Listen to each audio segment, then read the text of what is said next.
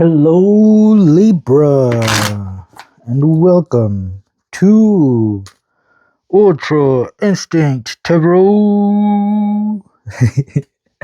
My dog just barked in the background too. She was like, "Oh!"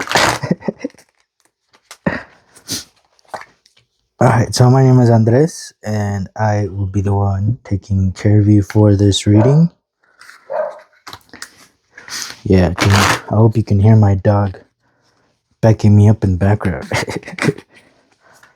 But she is, though.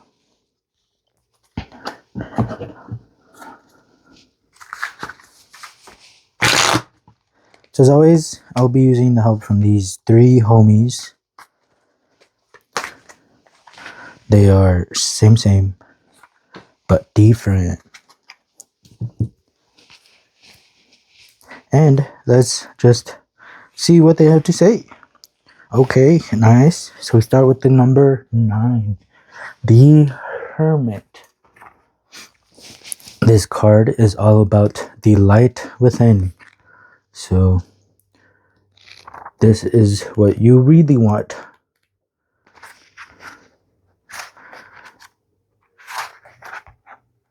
So the only one that can answer your questions is yourself. The only one, if you really want to, get down to the truth. The Hermit. Magus of the voice of power. Hebrew letter Yod, which means hand. Wander alone, bearing the light and thy staff, and be the light so bright that no man seeth thee. Be not moved by aught without or within. Keep silence in all ways. So this is the truth that comes out in the silence. That's why it's within, because there is no noise. But it will be obvious when you do find it, because it'll shine so bright. It's all about the climax of the descent into matter. I'm going to just read the highlighted words. So this is so some of this might not make sense, but it's good information. So 3 key cosmic players that are responsible for creating that mode of fulfillment of the great work are Earth, Mercury, and the Sun. That shouldn't surprise you really, after all. Earth is that special lowest of the low element, getting so tired about hearing about. Tarot is the province of Thoth/Mercury, and the Sun is the secret seed of universe life that we knew was going to be so important when we first saw it radiating from in front of the fool's groin. Earth, Mercury, and the Sun have their first important strategy meeting in Atu 9, the Hermit. Just look at how Earth, Mercury, and the Sun come together in the Hermit. He represents the zodiac sign of Virgo. Virgo is the mutable sign of Earth. Virgo is ruled by Mercury, and Mercury is exalted in Virgo. The Hermit carries the lamp of the Sun, with which he gives his light to the world. It's as simple as that. So as the hidden seed of the Hebrew alphabet, Yod also symbolizes the mystery of the sperm, the hidden seed, and a central secret of fertilization, which is how the descent, which is why it's a climax of the descent into matter. In this trump, it is shown the entire mystery of life in its most secret workings.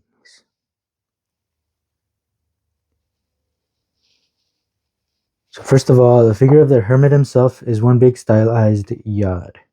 He sports the ibis head of Thoth/Mercury. The only other visible part is his hand, which Yod in Hebrew means hand. He stands in the fertile field of wheat, the heavy-headed shaft suggestive of sperm. He carries the lamp of the Sun.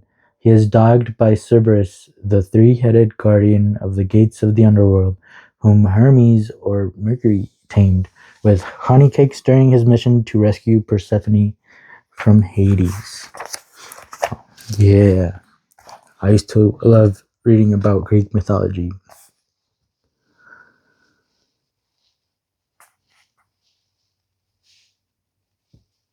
So if you look closely at the head of the homunculus, You will see a large-headed baby curled in the fetal position.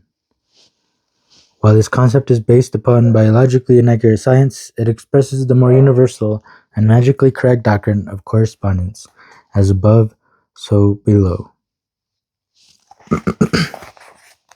So this is about all of that information that we have within. We told you we were going to start heavy. And look at that, more dark colors.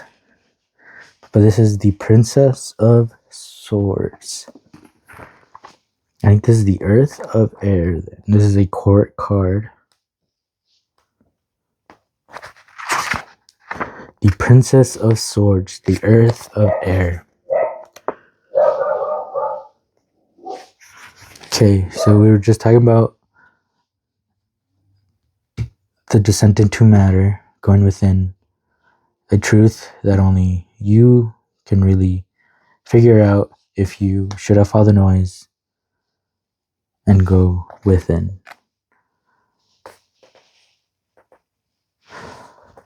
So the character of the princess is stern and revengeful. Her logic is destructive. She is firm and aggressive with great practical wisdom and subtlety in material things. She shows great cleverness and dexterity in the management of practical affairs, especially where they are of a controversial nature. She is very adroit in the settlement of controversies. Rising out of a cloud of dust, Crowley's paradoxical Princess of Swords, Earth of Air, appears like a beautiful avenging angel. Her head is crowned with the Medusa-headed helmet, which mercifully is turned away from our view. For if we were to gaze upon its awful face, we would surely be turned to stone. Turning things to stone, interesting. The materialization of idea is just part of the job description for Princess of Swords, however. We were just talking about that in the Hermit as well. Okay. That's cool. I feel like there's another sign that also had these two cards specifically in the same spots. Alright, however, the Suit of Swords, or the intellect, is a wonderful aspect of our being because when we identify with the intellect, we rise above and separate ourselves from our lower nature, the animal soul. However, when we identify with the intellect, we also separate ourselves from the higher parts of our souls, that we represent great realities and levels of consciousness that our intellect is incapable of comprehending. Consequently, the Ruach, the intellect, does everything it can to keep its grasp on our identity. This is why the Eastern mystics warn us that the mind is a great enemy and must be defeated in battle. When the battle begins, the intellect naturally sends its finest swordsmen into the field. A warrior princess who manifests everything that is inherent, yet hidden in her lord, the ace, a mighty champion of the mind, a Minerva and Artemis of Valkyrie, the Princess of Swords. Swirling clouds of gray-black dust and violent windbursts darken the heavens and almost completely dominate and obscure what was once the yellows and blues of this suit. Yeah, I enjoyed reading that. Playfulness, yeah, enjoyed. Playfulness, okay. That is a huge difference from a Princess of Swords. Ooh, okay, and this is also a court card. To the right. I don't know what that one is though. Hold on. But this is of fire. This is the Page of Water, which is also the Princess of Water, of Fire. Okay, which would be different than the Princess of Swords. Cool, cool, cool. So this is the Earth of Air. The Earth of Air. The Page of Fire. But I thought it was cool that as soon as I said I enjoyed reading that, playfulness came up. Life is rarely as serious as we believe it to be. And when we recognize this fact, it responds by giving us more and more opportunities to play. The woman in this card is celebrating the joy of being alive, like a butterfly that has emerged from its chrysalis into the promise of the light. Interesting, the light. She reminds us of the time when we were children, discovering seashells on the beach, or building castles in the sand without any concern that the waves might come and wash them away in the next moment. She knows that life is a game, and she's playing the part of a clown right now with no sense of embarrassment or pretense. When the page of fire enters your life, it is a sign that you are ready for the fresh and the new. Something wonderful is just on the horizon, and you have just the right quality of playful innocence and clarity to welcome it with open arms.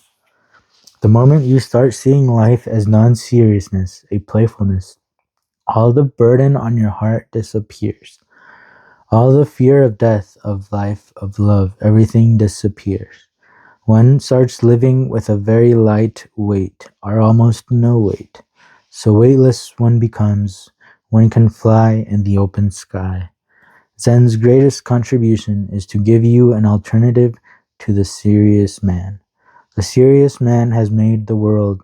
The serious man has made all the religions. He has created all the philosophies, all the cultures, all the moralities.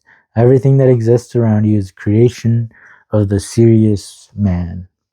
Zen has dropped out of the serious world, has created a world of its own which is very playful, full of laughter, where even great masters behave like children. Yeah, what world would you want to live in? A serious one where everything is not fun and it's just adulting and working every day, or would you like to have fun and feel some type of joy? Like when I was enjoying reading this description. All right, and then major arcana comes out. It is the number 4, the Rebel. So far we have 2 court cards and we have 2 major arcana cards. So these are some big things that are happening. Libra. 4, the Rebel.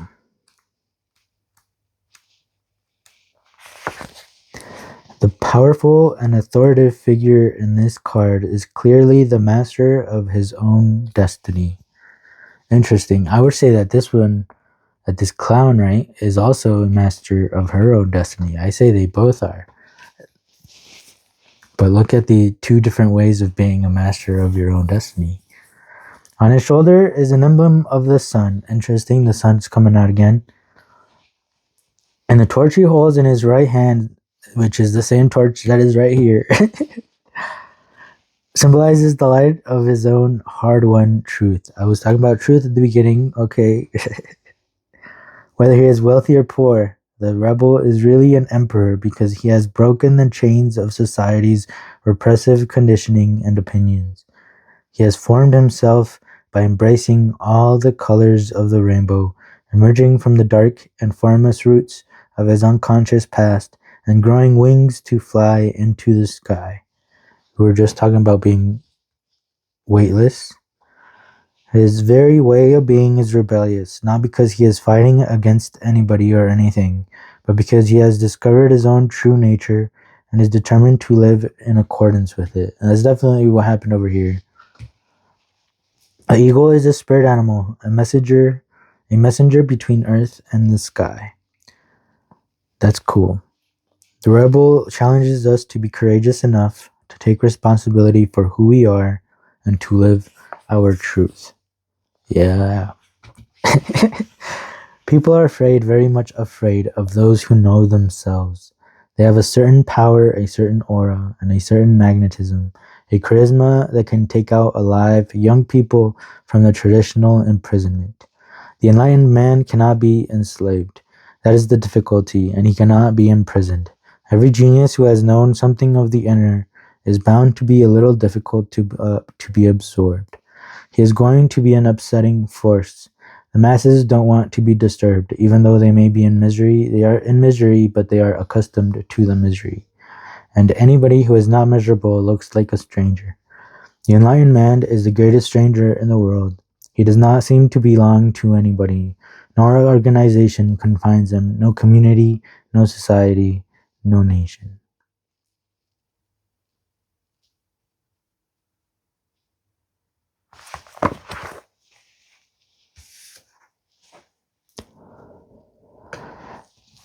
A 7 of Wands. This is the opposite of playfulness. This looks like he's not having a good time. He's fighting. What's he fighting? Where are we fighting? 7 of Wands. Taking a stand. Challenges. Defending one's beliefs. Persistence. The fool may find herself attacked from all sides and must take a stand to defend herself. Attaining and maintaining success are two different beasts. Others may vie for her position, and she may be defensive and on edge. This card may also be a call to stand with one's principles, even when others are critical. Ooh. Yeah, my dog just barked. So we were just talking about something like that too. She must maintain higher ground regardless of whether others are playing dirty. Our values form a core part of our identity. When they are attacked, it can feel deeply personal. When was the last time you voiced a deeply held principle only to be criticized for it? How did you react? Does defending your actions, beliefs, and values fire you up or wear you out? Did you successfully hold your ground, and was it worth it? Yeah, ask questions about how you feel about anything that is going on. That is the most important thing, is how do you feel in this situation? How is this making me feel? Don't, take the long view. This is going to be an endurance test. So conserve your energy and do what you need to do in order to protect yourself, but do it wisely. Stand for something. When you act with conviction and fight for a great cause greater than yourself, it can be the fuel you need to be going. And this is definitely something about that's greater than yourself, because there are major arcana and court cards that keep popping up. Yeah. Oof. Queen of Cups. And we end in that relaxed water. The mom of moms. The water of water. That's a great after all of this fire and movement and fighting in the mind. And yeah, that was a lot of fire. A lot of movement.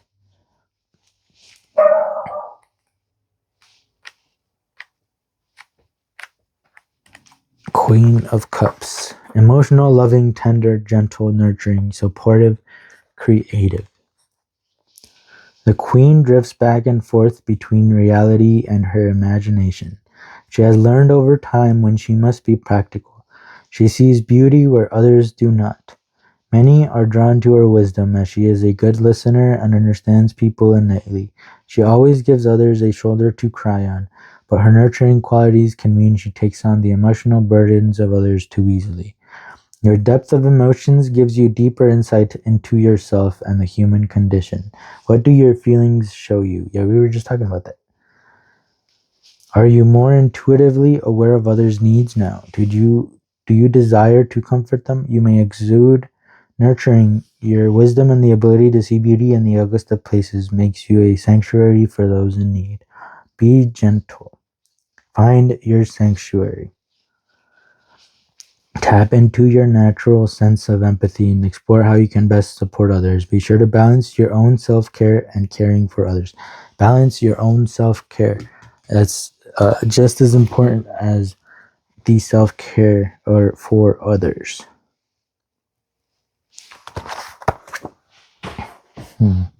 Playfulness. The light within.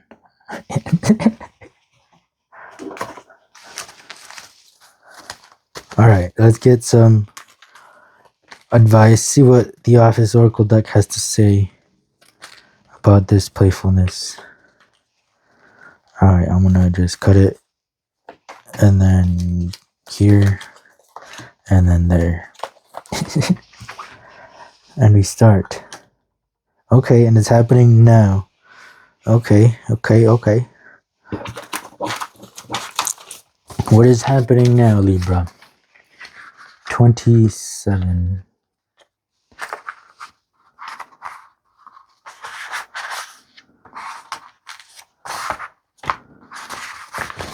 Big changes fast. So coasting time is officially over. Big changes are coming, and they're coming fast. If you don't like them, just call the door, and you can walk right through it. And Oscar says, these sound like good ideas. Why wouldn't we like them? So they're good changes are coming, and they're coming at you fast. And I keep wanting to look at this playfulness card. There's no road here. Okay. Yeah, so that's stop looking outside because there is no road here, so nobody can tell you where to go. You have to look within and create your own road. There is no road here. Keep going and you'll be driving headfirst into a lake with Michael and Dwight. Turn around, try a different path, try a different way of doing things, try a different perspective. Whatever is going on, there is no road. There are no rules, there are no guidelines. There is no road, there is no one exact way of doing things. You're right in the middle, and you have all sorts of directions you can go. There is no road. Have fun, explore, and listen to your heart. Where there is no road, you can always make one.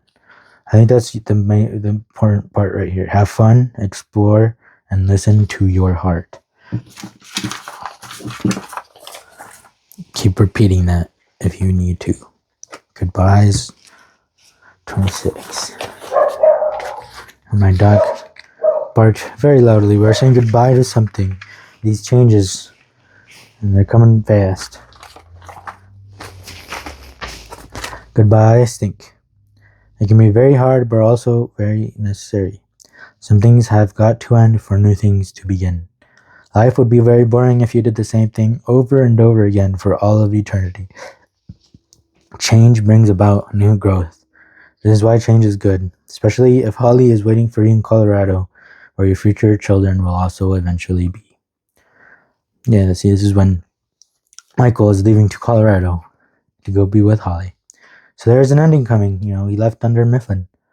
And it's okay to feel sad. After you feel sad, start getting excited for what's to come. Because these changes are coming. And they're coming at you fast. Thank you for being here. And I'll see you next time.